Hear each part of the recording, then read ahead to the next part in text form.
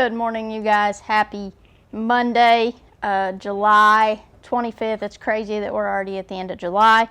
It is crazy hot outside, and so, sorry about that, King. It is crazy hot outside, so I'm having to be adaptive. So I'm in my dining room, because too hot to be outside even just for a video. So, gonna have to be a little, innovative, if you will, until it cools off a little bit. But, so today's title, actually first, July 25th, also known as my, Padres' birthday. Today is my dad's birthday. We're doing our family party tonight because his birthday is today. Grandma Chris's is Wednesday and Granddad's is Thursday, so we're doing our family party tonight. But super thankful for him. I'm a lot like him, and I really am thankful. He was a huge help last week with camp, as well as my mom, so I'm super thankful for both of them. But happy birthday to my dad. So today's title is Timeless. Says, "This is the interpretation, your majesty, and this is the decree the Most High has issued against my lord the king. You will be driven away from people and will live with the wild animals. You will eat grass like the ox and be drenched with the dew of heaven." That's Daniel 4, verses 24 to 25. It says, "There once was a king who had a crazy dream. So he called in the dream interpreter. The dream interpreter told the king exactly what the dream meant. And it wasn't good news. Would you want to be the one telling bad news to a king? Daniel did. He was so wise that even telling the harsh truth wasn't a risk for him. He carefully delivered the truth so that even the king wouldn't get upset. Basically, Daniel said, this may be bad news, but I can give you good advice that will help you continue to prosper. That doesn't sound so bad. Often we want to shy away from telling the truth about tough topics, such as the idea that sin separates us from God, or that God's Son, Jesus Christ, is the only way to heaven, or that there's right and wrong. But God's wisdom, the kind that He gave Daniel, will help us deliver the truth in the right way at the right time. Why not use Daniel's words when the time comes?" So, this is hard, especially whenever you work with kids. So like next gen, I've got from kindergarten all the way to 6th grade.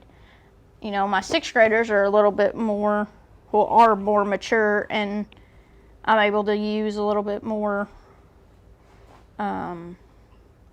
real life language, if you will. I can talk about, we deserve death. That sort of thing.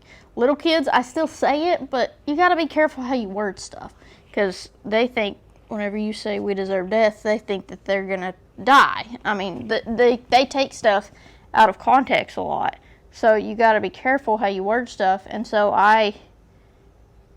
whenever I talk about it, I always say, because we are sinners, because we don't follow Jesus, we're not perfect. We can't be perfect. We deserve death. And I say, and that's a harsh truth, but it's the truth. And so, I kind of try and, I don't want to say sugarcoat it, but try and dumb it down a little, if you will, for your little kids, because you don't want to scare them. You want them to understand the severity of it, but you don't want to scare them. But telling the truth about tough stuff, especially whenever you think you might get in trouble for it, is hard. But we need to be truthful, because lies are just going to hurt more than truth ever will. Speaking from experience, lies create a deep wound inside of people that is very hard to patch up. So it's easier to just be truthful. You may have some repercussions at the beginning, but in the long run, it's going to be a whole lot easier. Prayer says, God, I need your wisdom to speak truth and to speak it well. I don't know if I'm bold enough to do that. You'll have to speak through me like you did with Daniel. Jesus will always, always speak through us. All we got to do is ask him. Hi, do you want to say hello?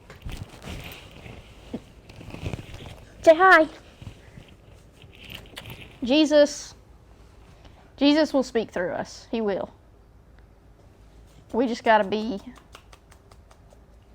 brave enough to ask him. And I say brave enough to ask him because if you ask, he's gonna give you opportunities for him to speak through you, and you have to step up and make the most of those opportunities that he gives you.